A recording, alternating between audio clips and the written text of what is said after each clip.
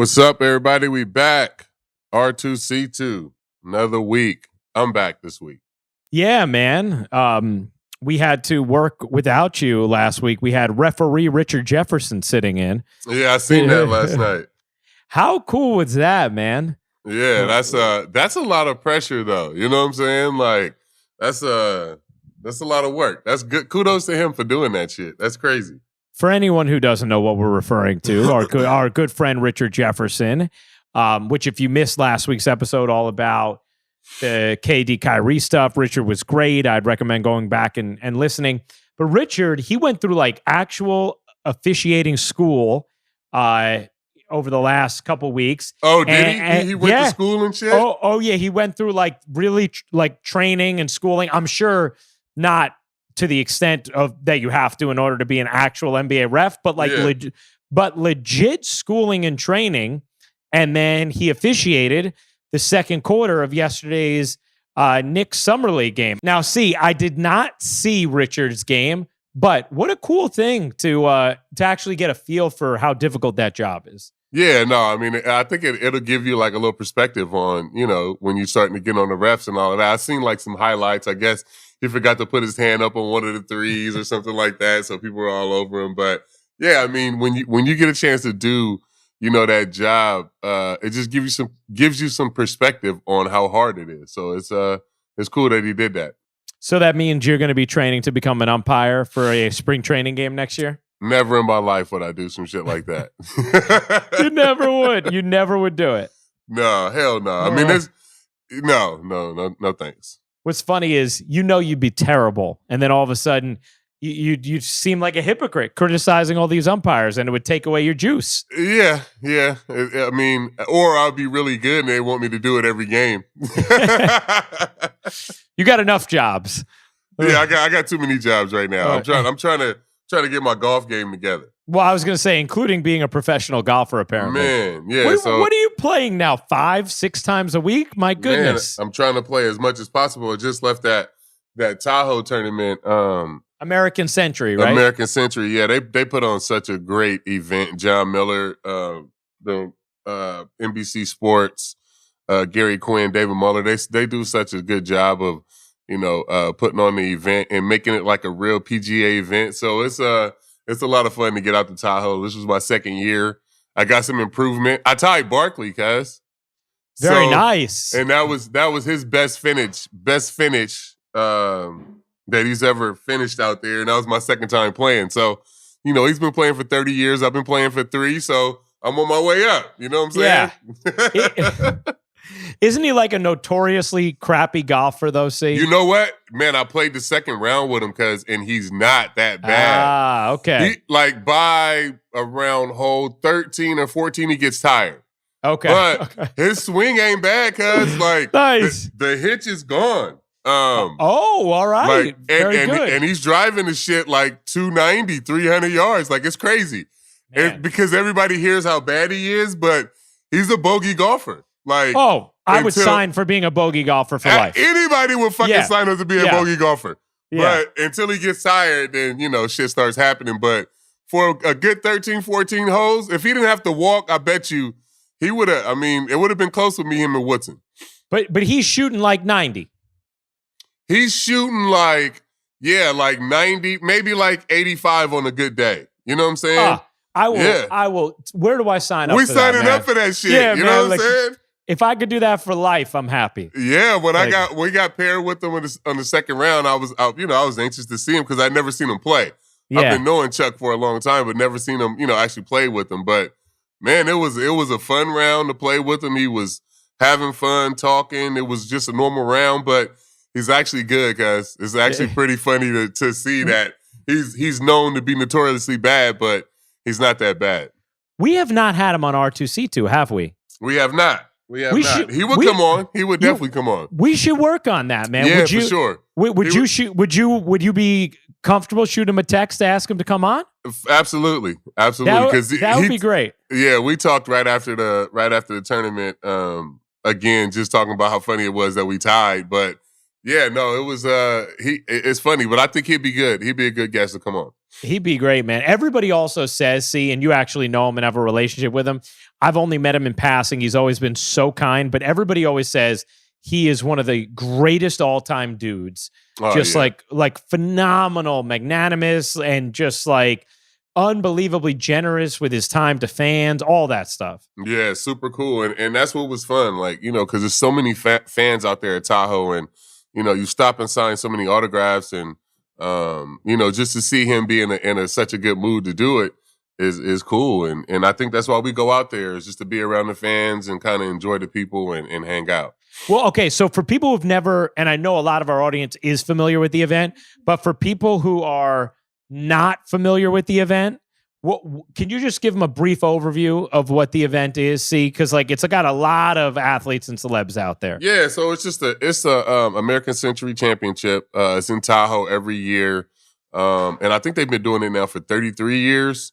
And it's just the who's who of sports, man. From everybody from Aaron Rodgers to Michael Pena to Alfonso Ribeira. Like, you'll be surprised who's a good golfer, who loves golf. I spent a lot of time with Colin Jost out there. He's a big time golfer, has a lot of fun.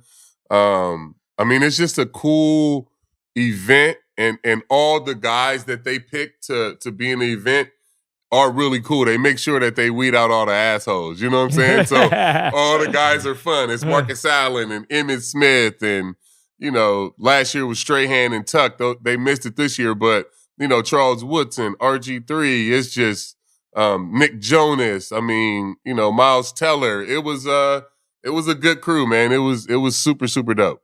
So they you could be a person of stature, but if you're not like a cool person, they're not inviting you out there to that. And they may invite you one time, and then they figure out that you're not that cool of a person. Yeah. And then you're not coming back. I love that, man. Right? This is actually a great way to figure out, what celebrities are assholes and what celebrities are good people. Like, invite them all once, and then you see who gets the invite back, and that's how you know. That's how you know. Absolutely. Oh my gosh. Colin Jost, I love on SNL. He also he's married to one of my top 5 celebrity crushes, Scarlett Johansson. He seems like a lovely and humorous person. Was he delightful company? Yeah, he was, man. We had a good time. We played the first round Tuesday together. Got to hang out, and we spent a lot of time going to dinner or whatever, because we were both at the hotel. So yeah, man, it was fun to be able to chop it up with him and just see who loves golf. You know what I'm saying? And who's really into it. He's a member at a country club pretty close here. So hopefully we get a chance to play when we back up here. But yeah, man, it's cool to bond over a sport that we're all not that good at. You know what I'm saying? Yeah. So you get Charles Woodson out on the golf course. Obviously he's a freak athlete, Hall of Famer, but then he struggles on a golf course like you, you have that in common. What's crazy is I played the last round Sunday morning with Jim McMahon. He's never missed this event. He's been here every year. Bro, he had foot surgery 8 months ago, and it got infected, and he's got this gnarly thing on his ankle. And he played Sunday. He played the whole weekend in a boot, barefoot, but smashing drives fucking 300 yards. When I tell, it was so impressive, cuz it was his right leg, so it was his back foot, and he would just set up and dig his left foot in and take a hack and pick that foot up, but he was smashing drives right down the middle, cuz it was insane, cuz shit was crazy. Wow, man, that's amazing, dude. This shit was crazy, legendary. You know what's funny, man? I aspire to be able to not that I'm getting an invite to that, but play in those kind of events, right? Or charity things or whatever. And it's I probably oversell my not being good. When I go and play with people, I never play, whatever. And they think I'm going to be all over the place. And then I'm decent, for someone who doesn't play, I'm going to shoot around 100, as you saw when we played, But if I'm just if I could just hit my driver straight off the tee, which I know, everyone says that, but really, most people who play a lot, they're gonna shank a drive or two around. But for the most part, they're gonna be straightish off the tee, right? Like, in play, I should say, off the tee. Yeah. If I can be in play with my driver off the tee, I would feel good playing in any kind of tournament like that, because everything else, I'm be a little here or there from time to time. But you're fine. I'm pretty fine. Yeah, it's getting off the tee. Yeah. For me, it's getting off the tee. And like the first time you try to get off the tee with people around. Yeah. Like it's one thing to hit you Yeah. You know what I'm saying? It's one thing to like, be able to hit your driver and it's fine. But then when you get motherfuckers out there and like there's people behind you, it's people walking on the like up and down the cart path and shit, like then you get a little nervous the first time. Man. You know what I'm saying? Like dude, I would be, oh my gosh, I would be so nervous doing that, man. Because even like if I'm playing with someone who's like not like my dad, or I play often with my dad's best friend. But you get nervous like, when you don't know who you play. Yeah, 100%. Like even if it's just like a friend of a friend I've never met. No, so like, can you imagine? So can you imagine, Ryan, if you showed up on the Thursday of the American Century Championship and you're playing with Joe Buck and Emmitt Smith. You know what I'm saying? Like, no. you know Joe Buck, but you've never met Emmett. You don't know his game. You don't know if he's going to be serious. You know what I'm saying? Like, I'm nervous as hell. All of that shit comes into play when you play in these fucking tournaments like that. The mind, it's so powerful, man. Shit, like, it sucks. So but you're playing pretty well in these tournaments now. I played, so last year, after the first day, I had negative 22 points. Like I was minus 22. So how do you win points? Second to last. I think a birdie is worth 2 points. A par is worth 1 point. A bogey is no points. And a double bogey is minus 2. Gotcha. So after the first round last year, I was minus 22 points. Gotcha.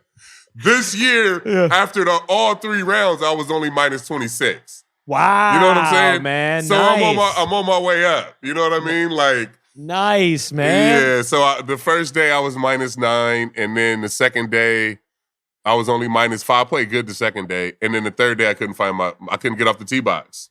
Oh yeah.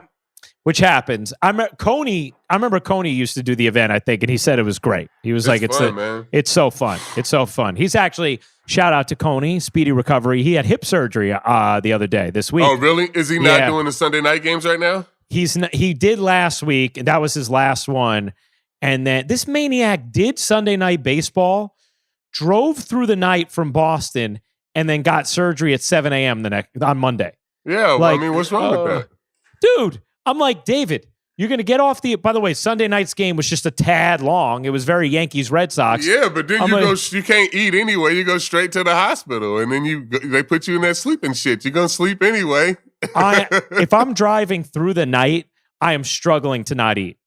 Like, I am going to be, like, you know what I mean? I need something to keep me awake. I was just like, get a car or something, man. Coney's the best. He's just Coney's a beast. Oh, I love that guy, man. He is everything you'd think he is as a teammate, as a player, like, or everything I imagine that he was as a teammate, as a player, is what I experience of him as a broadcaster, as a teammate. You know, so he's out on the Sunday night games for a while, just for 2 weeks, I think, 1 or 2 weeks, and then he's back. You had a bunch of yes games, right? Like, I had 8 straight. Yeah, it was great, man, and including a couple at Fenway, which unfortunately for Michael, he got COVID. I would have just had the first 6. Yeah. But he got COVID, so then I ended up getting the first 2 at Fenway. And for me, I don't usually get those games because Michael's never going to take off the Yankees-Red Sox, right? Red Sox, so, and it's a special experience for me, man. And just like walking into that ballpark, feeling Yankees-Red Sox, feeling Fenway, I'm like, man, like it was. Oh, I loved it, man, and I got the 2 wins of the series, so that was good too. Yeah. What about Pittsburgh? Do you enjoy Pittsburgh, dude? That place is phenomenal. That's my favorite park in the majors. Yeah, if it wasn't in Pittsburgh, it'd be my favorite park in the majors too. It's just in fucking Pittsburgh. That's the only issue with it. But I will say, is beautiful though. It's sick. I will say, I had maybe the coolest experience of my career when it comes to post-game hangs in Pittsburgh, because Carlos took us to the wine cellar of the Roberto Clemente Museum. Oh, you went down there with Dwayne.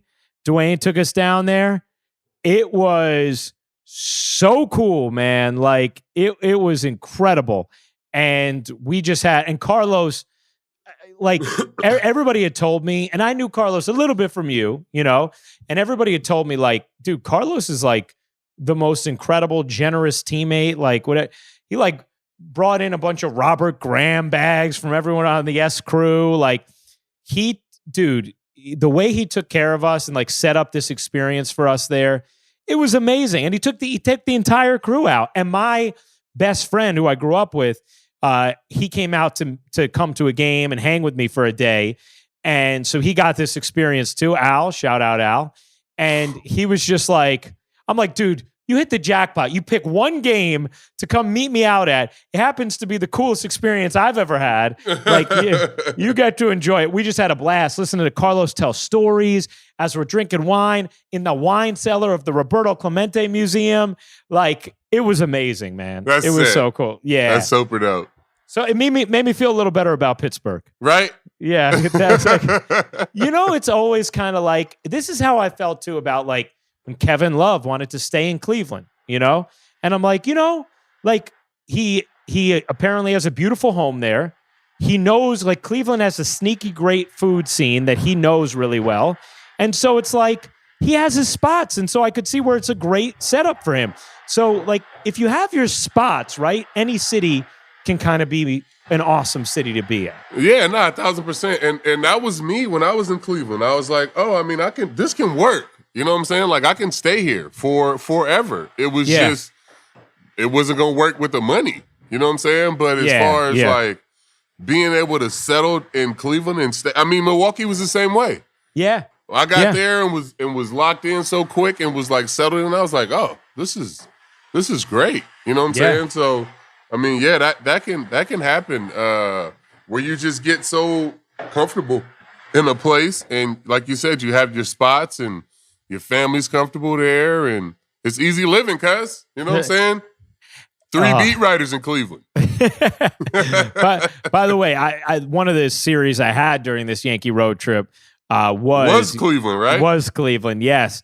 I said the Guardians every time. I never slipped up.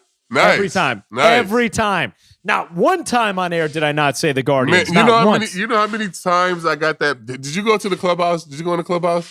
The Yankee clubhouse? Yeah. Yeah. Have you seen that cutout cardboard thing of me in there that Willie keeps? Oh, Willie, I don't know if I saw it. Really? Willie keeps this fucking cardboard cutout thing of me. Really? I mean, I know they have the video games in that clubhouse. From 2003. They got like Duck Hunter or whatever in that clubhouse, or NBA Jam. It's this thing. This thing is like, can you see that? Oh my gosh, yes. So just for you, those of you who are just listening, C is like him in uniform, like a fathead of it. It's like 2003. So Willie keeps that in the clubhouse. So every time the Yankees go in there, or somebody goes in there that I know, they send me a picture of that fucking me in that cutout, bro. Like, this shit is hilarious. So I got 15 pictures where the Yankees were playing the Guardians that week. Oh, that's funny, man. I have to say, it was very cool as someone who's your friend and who likes to hear nice things said about you, which, you know, is almost always the case, of course. But the people in Cleveland just love you, man. The reverence that the people around that organization have for you, it was really cool for me to see, man, after all this time. Like, I think they look at you as, you know, one of their sons, right? Absolutely, yeah. Like, and it was really cool to see, whether it was Tom Hamilton or whoever else it was, like, everybody like, how's CC? Oh, we miss him. We love him. Those are my people, really man. Cool. I love, especially Tommy and Arch, you know, and the guys that do the TV. I mean, I love all those people up there in Cleveland, and that's why it was so hard for me to leave. So I get to go back there next month, the end of next month. The traveling secretary is actually retiring, and they're having like a golf outing. So I get to hang in Cleveland for a couple of days. Nice, man. Oh, that's great. Which one other thing that stood out from my road trip, how many people Well, first of all, dude, Pittsburgh, it was like old days Yankees, the way the fans were gathered outside the hotel in Pittsburgh. Oh, really? Oh, my gosh, man. Like, you know how now most cities you're going to have like whatever, 10, 15, maybe 20 fans outside the hotel, right? Like most cities now. In Pittsburgh, there was 100+ people like outside the hotel every day. Like, and to the point that like I'm walking out and getting like, constant love. And so I bring this up just to say, I got so much R2C2 love on this road trip. Like so many, I'm coming out of the hotel. Ryan, we love R2C2. We love R2C2. Yeah. Like even there were some members of the media relations staff at like different cities who were coming up to me telling me they love the pod too, but a lot of different fans. And then WNBA All-Star this weekend had a couple people come up to me. Where was All-Star this weekend? Where was it? Chicago. Chicago, okay. So I got to tell you, man, people talk about like the evolution of the league or seeing growth or whatever. And it's funny because Sue had this article where she was like, this is going to sound silly, but the parties matter. They sort of like show the cultural the cultural relevance and evolution and everything. The evolution of the experience around WNBA All-Star and the parties and everything, it is wild for me to see where it's at today versus 10 years ago when I started. Because like Candace Parker brought this up and she was kind of the host of the weekend in Chicago. And she's so right. She's like, 2011, her first All-Star game, she was like, I remember walking in and there was like one person with a camera, like, and that was it. And now there's all these like legit party. I mean, it's like what it's like at NBA All-Star. NBA All-Star, yeah. Yeah. And it was great, man. Did you call that game or did you just go? I did. Okay. Yeah, I called it, which was fun. Sylvia Fowles, who's also retiring after this year, legend in the game. She had a really cool game. So it's her final All-Star game. She's in her 15th year. And she's a center. She's, might be the greatest center in the history of the league, right? And she hits a 3 on the first possession of the game, which she has one career 3-point make on one career attempt, right? She hits a 3. She had a ridiculous rejection, smacking it off the backboard and it flying back like an absurd rejection. And then she dunked in transition off a steal, like all like in the natural flow of action. She hadn't dunked in a game since 2008. She's in her final year. That's sick. 14 years ago when she last dunked in a game. It was really cool, man. It was really cool. Yeah, it was a good event. Which actually brings me to a couple questions that people brought to us on Twitter. Connor McGuire asked an interesting one. He said, would CC rather win the 23 American Century Championship, the golf outing Steve was just talking about in Tahoe, or have the Yankees win the 22 World Series? Oh, I'm never going to win that golf outing. I want the Yankees to win the World Series. All right, 22 good. World Series. I want that too because, usually the broadcasters get a ring, and I really want one of those. So I got some vested interest. Do the broadcasters there. get a ring for real? They do. They nice. do. Yeah. Most organizations, one thing the Yankees do, which is really cool, or at least this is what they've always done in the past, and they did in 2009. So some organizations have different kinds of rings depending on player, whatever, staff, broadcasters. The Yankees have the same ring for everybody. In the past, they have anyway. Yeah. That's fire. So don't change now, guys. Don't change now. It's really cool. And, while obviously the players, you guys are the ones who actually win it, right? But what I think is so nice about that is it makes everyone so invested in the franchise, right? In the organization. Yeah. It's a really cool thing because everybody feels and celebrates that accomplishment. And then I think also it motivates you. I think the years that you win the World Series, I think it's top to bottom. I think it's organizational wide. I think it has to be everybody pulling on the same side of the road. You know what I'm saying? Whether it's the people in the clubhouse, upstairs, on the field, everything. So yeah, I didn't know that the broadcasters get a ring. I think that's dope, but I think everybody in the organization that has something to do with the day-to-day operation should definitely get a ring. Well, I love hearing you say that. So if we're doing an R2C2 live in 2023, April, before opening day, and I have on a Yankees World Series ring. You're not going to be like, why are you wearing that? You're going to you're going to be I'm okay. Definitely kill you, but it's fine that you have it. You won't have it by then anyway. By April opening day, you'll probably get it on opening day. Yeah, that's right. I have to wait a little bit. That's a goal, man. And this is a special team. You know, they have I think this is the way I look at it right now. See, like this is a special team. This is a special season. It's funny because I watch every game through the prism of, are they going to set the wins record? So even like losing those last 2 games where they had leads against the Red Sox, you know, I'm not in any way worried about the division, right? But I just think of it as like, I want to see them get to 117 wins, you know? I don't. Because you don't want that pressure in the playoffs? No, I don't. I mean, the teams that always have the greatest regular seasons never win, guys. I know. The only team that's ever won that had that great regular season was that 90. What was it? The Bulls team. It was in 98 or 96, whatever. When they won 72. Yeah, it was 96. Yeah, it was it was, or was it 96, 97, 95, 96, 95, 96. 95, 96. Yeah. But like other than that, like, man, pace yourself, guys. Fuck these games. It's hot out here. You know what I'm saying? Like just play fucking even baseball in July and August. Wrap it back up in September. Who gives a fuck about the wins? Be ready to fucking play the Astros come the end of fucking October. Well, so here's the thing. I want us playing a little better than 500 in July and August. Man, I don't give a shit. We got 15-game lead. But you're right about the Astros thing. Because I think what the matchups head-to-head have shown with the Astros is there's still a little work to be done there. You know, as good as his team has been all season long, it's a lot of work to be done. You know what I'm saying? Like it's I think, you know, the best thing that we can do is make sure that series is here in the Bronx. Yeah.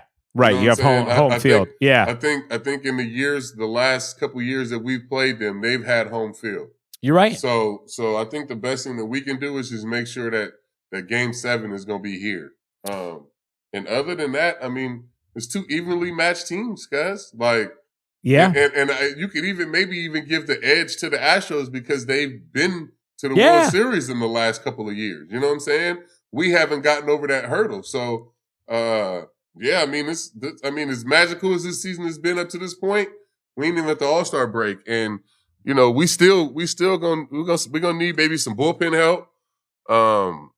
And we're gonna have to see what happens, with the trade deadline. But yeah, I mean, it's a lot of work to be done, cuz it's gonna be fun though. It's gonna be stressful, but it's gonna be fun. I know, man. My knock on wood, everyone stays healthy. I want to see that matchup with the ALCS. Yankees, Astros go at it. And see, I agree. I think there's still a little roster tweaking. As good as this Yankee team is, and it is a great team.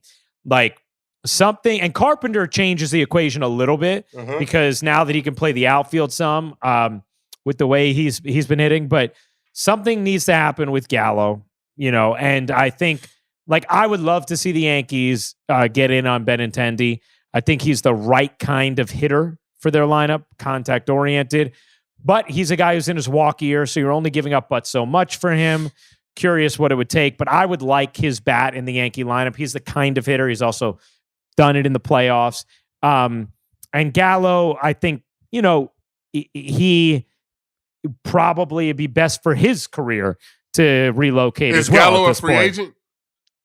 He's a free agent at the end. I think he's a free agent at the end of this year. Yeah. Okay. I'm pretty sure he's a free agent at the end of this year. 99% sure. It's either the end of this year or the end of next year, but I think it's the end of this year. Maybe Sadie or Atta can look that up to make sure, but I'm pretty sure it's the end of this year. What about Castillo, man? End of this year, Sadie confirms. What about Castillo? If you're the Yankees, would you be interested in Luis Castillo? Who's going to start the third game of the series between the Yankees and Reds, by the way? I would be. Yeah, I would be too. I would be. Another starter and some bullpen help. Yeah. That's what I would like too, because as good as the rotation has been, at some point someone could get hurt. Plus, you've had a couple guys come back to the pack a little bit over the last month plus. And I feel like I want one more like dominant, like can shut you down starter to go with Cole and Sevy. Mm-hmm. You know, like I want one more guy who I'm like, they might just throw 7 innings of 2-hit ball with 10 strikeouts, you know, like which Castillo is that kind of dude, you know, this year he's 71 innings, allowed just 55 hits, 74 strikeouts, 2.92 ERA. Remember, National League ERAs now are, you know, like American League ERAs. Because they have the DH. Yeah, exactly. So he also was giving them length, man. Like if you look at his starts, here's just his last. Take a look at his last 7 innings, 6 innings, 5 innings, 7 innings, 6 innings, 6 1/3 innings. You know, so. But he's going to cost you Peraza or Volpe. Like, you're going to have to probably give up one of those shortstops to get him. You giving those up? I don't know, man, because I really, really like both of them. But see, here's my thing. If I'm the Yankees, I have a very unique opportunity this year. Like, this is a team that absolutely positively can win a World Series. You got to do what you got to do. So you giving up one of those guys? I think ultimately... Yes. Ultimately, I am. I don't want to. I'm going to try and do it without him. How long you going to get Castillo for? Is he a free agent after this? I think he has next year under contract, too. I think he has one more year. Damn it. Let me see. Oh, he may not, actually. No, I'm not doing that, cuz. Let me see if he has one more year, if he's got... He has... No, he's a free agent after. Wait, no. Oh, this is weird. It says he has one more year of ARB eligibility. I think he has one more year. It's a little confusing actually for his on his Baseball Reference, but I think he has one more year of arbitration. Man. So you get one more year of him. You get a year and a half of him. I don't think I would give up Volpe. Yeah. Would you give up Peraza? I would. Right? If you had to, right? If I had to, yeah. I would. I think Castillo's the kind of guy you might have to. And I mean, what if maybe like if it's like a Jason Dominguez? Yeah. I mean, I think you're probably going to have to give up something from Dominguez, Volpe, and Peraza. Those are the 3 you don't want to give up, right? And then you don't want to give up Medina.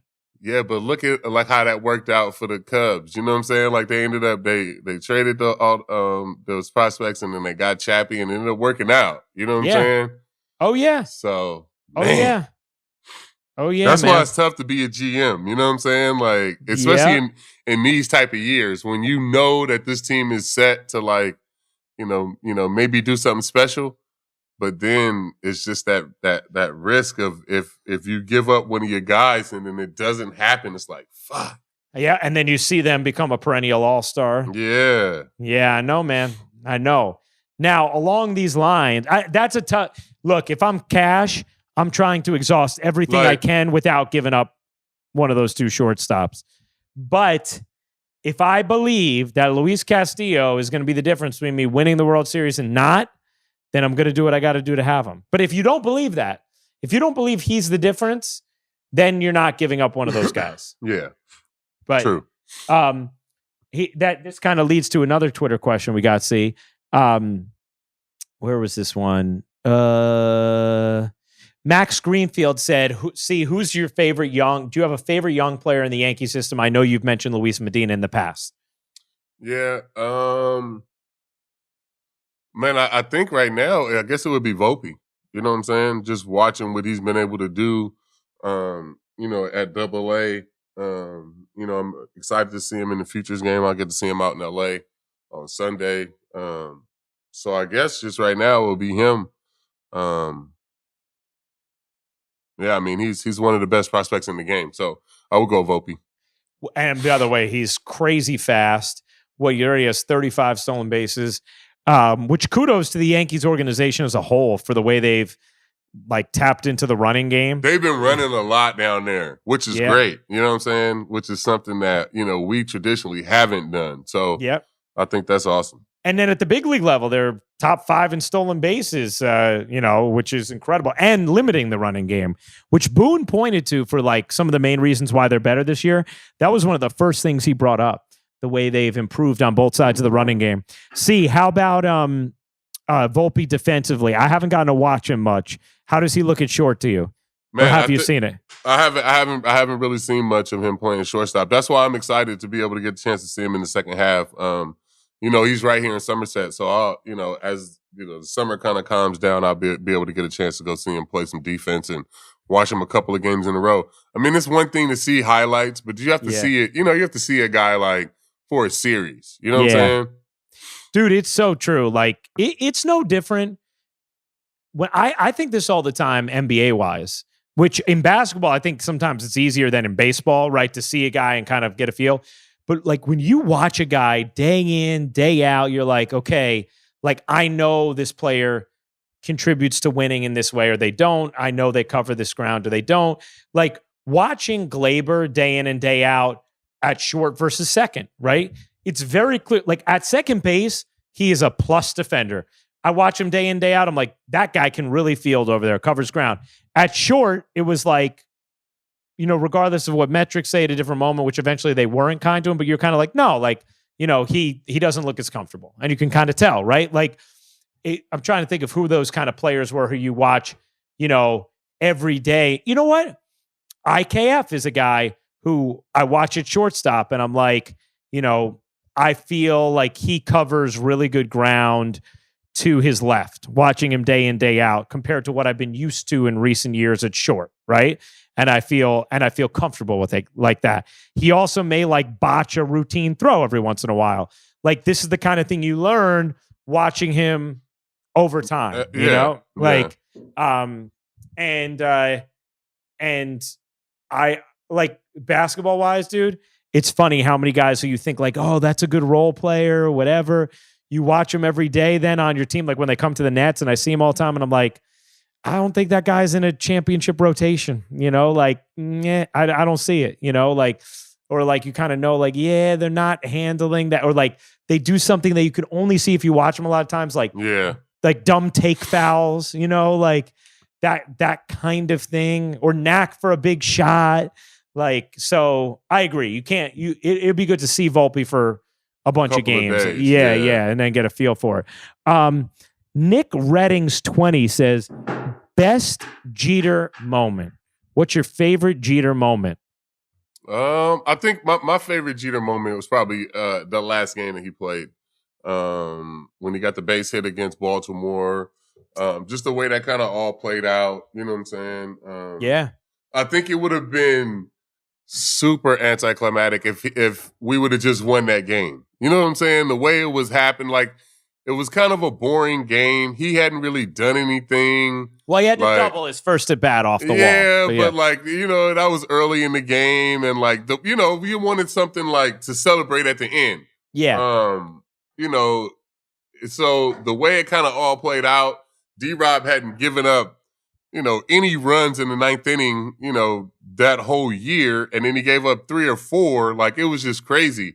And just the way the whole thing played out was super cool. So I think for me, it would have been that last game for sure. It is amazing how Derek, like, he would manifest these perfectly charmed moments, like you just knew the last game for Derek Jeter is going to have that kind of ending. It's going to have that ending. Yeah. If that was a movie, I wouldn't even watch that shit, bro. It's incredible. I'm so excited to watch the Captain doc. Man, I cannot wait to see the Captain doc. Because for me, I'll soak up any Derek Jeter content. And when I got like Jimmy Trania of Sports Illustrated, who's like the biggest Jeter fan, but also a media critic, being like, he's like, if you are a Yankee fan, if you are a Jeter fan, this is porn. Like, then I know it's going to be great. I know. It's good. Yeah, man. I can't wait. It's definitely good. I am so excited. July 18th premiere. on ESPN. So very, very, very much looking forward to that. What day is July 18th? That's next week, right? Yeah, that's that is next Monday. Monday, man. Yeah, nice. Monday. I got plans on Monday, July 18th. Home run derby. Yeah. Actually, I do have plans on Monday, July 18th, because we, my friend, we should let people know that we are going to have next week, we were going to be live at MLB All-Star on Tuesday, July 19th in LA at the T-Mobile store at the Santa Monica Promenade.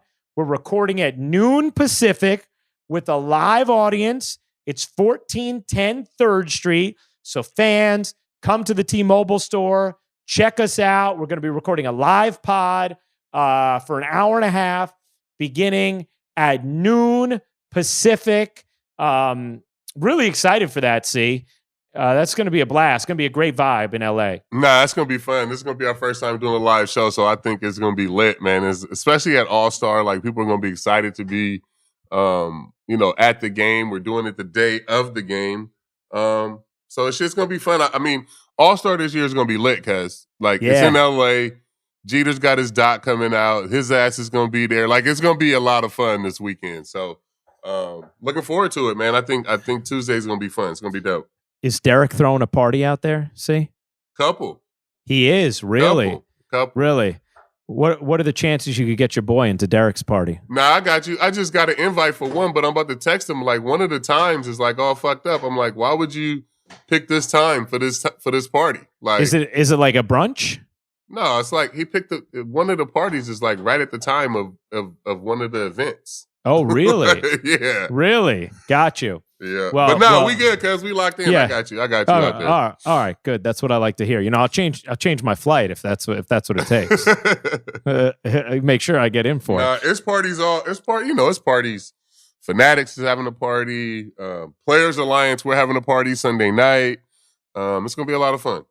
Awesome. It's gonna be awesome. We're so excited for it. You guys all make sure. And see, aren't you in the celebrity game too? I am. I'm about to go right now to Close Out Bats. Shout out to Close Out Bats in Westwood, New Jersey. I'm about to go get me a softball bat because last year they had them little ass bats and I couldn't get extended. I got to make sure I got me some shit where I can get extended this year. Good. So there'll be no excuse if you don't go yard. And I need some fire cleats, huh? I need like some fire ass shoes. Yeah, man. You come on now. Of course you do. Yeah, I didn't even think about this. What am I doing? Better go take care of that too. All right, you guys know the deal. We're going to be live at MLB All-Star Tuesday, July 19th in LA at the T-Mobile store, Santa Monica Promenade, recording at noon Pacific with a live audience. That's 1410 3rd Street. Make sure you all come out, say hi to us, say what up, and come check out the podcast. Big shout out to Atta, to our coordinating producer, Sadie Zillow, handles everything, and they both do such a wonderful job of getting us through everything we do at R2C2. You guys know the deal. New episodes every Thursday, bonus episodes as well. Subscribe wherever you get your podcast, and make sure you're subscribed on YouTube. We have our own YouTube channel, so you can watch us. When you're at work, you want a little something in the background, boom, pull it up on YouTube, and follow us on social channels as well. I'll see you in LA, my friend. Yes, sir. Peace. Peace.